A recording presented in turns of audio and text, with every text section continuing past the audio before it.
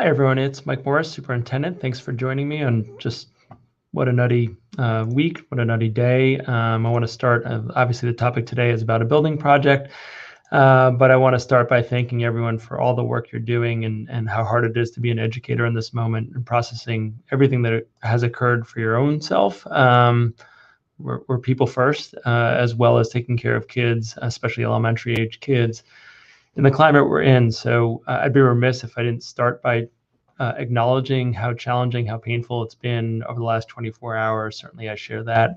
And, hopefully the support that, I know principals met with or offered a meeting for all the schools before school today. I know some people have to run to one that's in 15 minutes. I'll try to be pretty quick with this. But I just wanted to bring up that and start that way.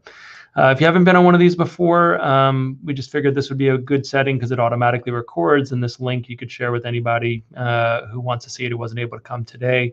But if you have any questions or comments throughout, on the lower right-hand corner, you should see a little box. I think it says "Say Something" in light font, and you can type in any questions or comments. But I want to take this opportunity to talk about where we are with the elementary building project and share a little bit of that. So I'm going to share my screen, hopefully, effectively.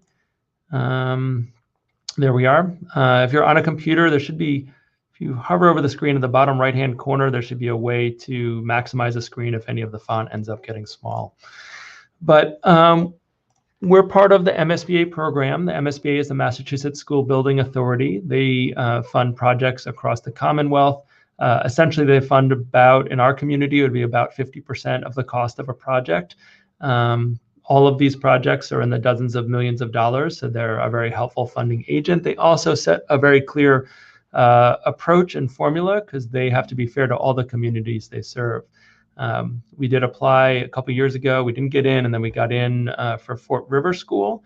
And where we are in the process, I'm going to click forward a slide. Is we're in this eligibility period you see over here. So essentially, we submitted an application called a statement of interest.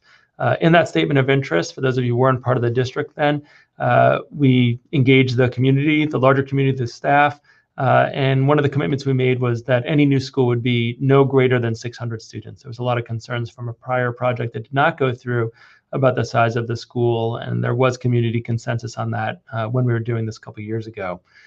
So we're at the tail end of the eligibility period. This is the building process is a town and school process.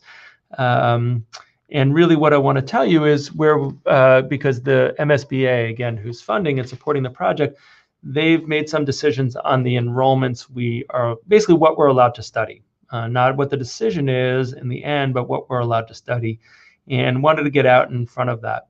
I want people to know that nothing like the best case scenario of completing the project would be 4 years from now, or 4 years from this fall, upcoming fall, the fall of 2025. That would be the best case scenario. So we're letting you know ahead of time because this is a defining moment of the couple options we have to study, not because any of these changes will happen anytime soon, but we want to make sure that we're keeping everyone in our community, our staff members, informed of what's happening. And so this is the full process. I won't take the time to go through all of it. We're here. This is the part that's about 4.5 years away in the best case scenario, if the community can come together to come up with some decisions relatively quickly. These phases coming up are really hiring owner project manager, architect, doing a feasibility study where there'll be lots of forums, including for staff and schematic design. So we're well away from making any formal decisions, at least a year. But the MSBA has made a decision for us, and that's what I want to go over today. So they let you, they permit you to study only a couple different options. In other words, you don't go into their process and are allowed to study whatever you like. You submit requests. These were the 3 requested enrollments I submitted to be asked that we be allowed to study. One would be a 420 student school, which is what Fort River would be projected to be if Comandantes goes all the way up to 6th grade. And without a consolidation. So in other words, this would address Fort River challenges with infrastructure, not Wildwood. I asked to study a 520 student option, which is would be a K-5 consolidated school with a separate. The town has funded a separate study around Crocker Farm and maybe an expansion at Crocker Farm that some folks in our community were interested in. And lastly, a 600 student school that would be K-5 with the current Fort River and Wildwood buildings being vacated. I know a question I'm getting a lot in the last couple of days is why not K-6 consolidated school? And again, it comes back to the fact that a couple years ago when we engaged the community, we put it out and people felt comfortable, going up towards 600 students, and they really didn't feel comfortable going beyond 600 students. And for a K-6 consolidated school, that would be over 600 students. So these were what were requested, but not what was approved by MSBA, by the state. They only approved two options for us. One is a K-6 option at Fort River School for 320 students. And that would, what that would look like is they would maintain having 3 elementary schools in the Amherst, for the Amherst public schools, elementary schools in Amherst. It would involve us having some conversations of the structure of Fort River, given the Comandantes program and the monolingual program that are in place in K-1 and going up. The reason they didn't approve the larger enrollment is because we, at a district level, they look at the capacity, and they, in their opinion, that would be overbuilding. That if we went up to 420 students, there'd be excess capacity at the other schools in Amherst, and they only build to the capacity of the district. They don't look at the individual school. The second enrollment that was supported was 575 students for a K-5 school that would take Fort River and Wildwood offline. So that result of that would be there'd be 2 elementary schools in the town of Amherst, this new school as well as Crocker Farm. 6th grade students would need to be educated at the middle school. And just because I know I got this question a lot even the other night at school committee, there'd be roughly 5 classes per grade level at that new school, 3 in English and 2 from the Comandantes program. So that's what they approved us to study, and those are the only 2 options we're able to study. I think it's important to note that from the MSBA process, this is really about what enrollments to study. These other questions on here about whether 6th grade goes to the middle school and whether we change the structure of Comandantes, all those are in that next phase of the feasibility study.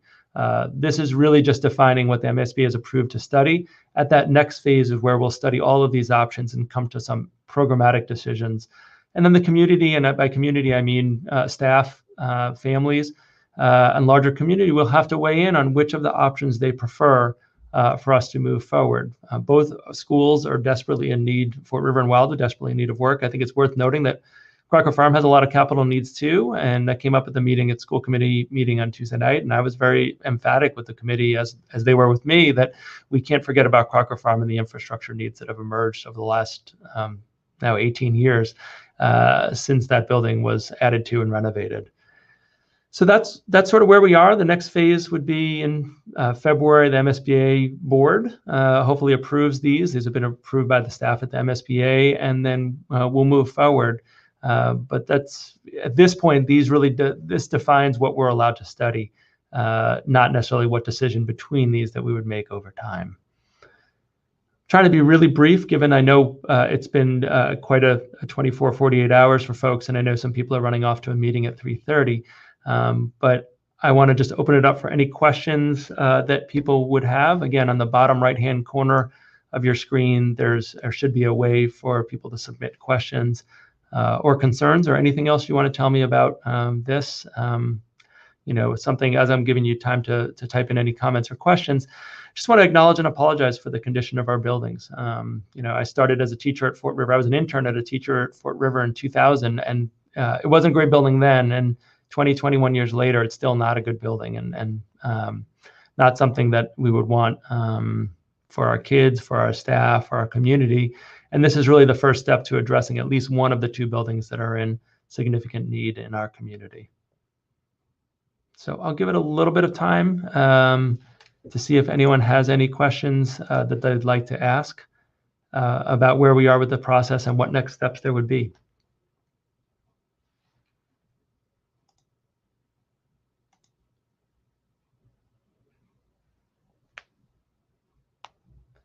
I'll also say, and I'll put this in there as well, if people are more comfortable connecting with me via email, I think people get enough emails from me, but I'll still put it in there that people should feel welcome to shoot me an email if that's more comfortable for you to communicate that way with me. I'll give it another minute, see if anyone has any questions.